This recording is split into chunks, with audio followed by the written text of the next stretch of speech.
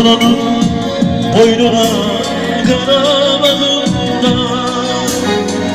düşmana toynalır hayaz boyunca.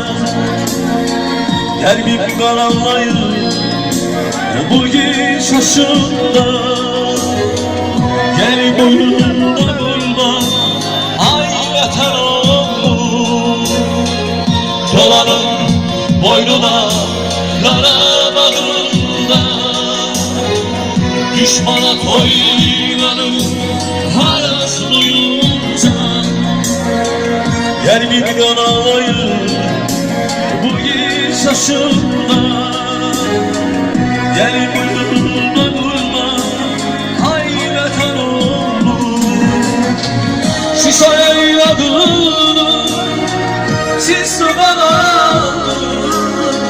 kalbin bölür, gözleri dolu. Tophara meşesi saçılıyor. Gel boynuna durma ay vatan oğlum. Şu sayılarını siz bana kalbin gözleri doldu. Tophara meşesi saçılıyor. Gel boynuna durma ay vatan oğlum. Gel boynuna durma ay vatan oğlum. Bu dünyada gördüğümüz dövranın bir adı da şöhretimiz sen demə. Aldanmışıq hiləsinə zamanın, hiləsi də möhrətimiz sən demə.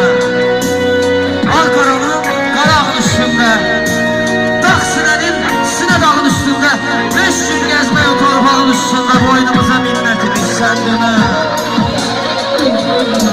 Biraz ömür xəstəmişik nə hayda, biraz ömür xəstəmişik nə hayda.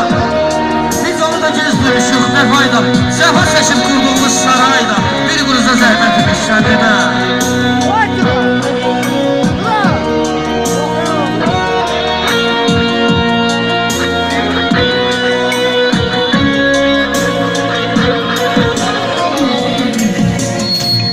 Dolanın boynuna karavağında, düşmana toynanır hayaz boyunca. Kalbim karanlayır bu giş aşında. Gel boynuna durma ay vatan oğlum. Şu sayılarını siz bana kalbin bölür, gözleri doldu.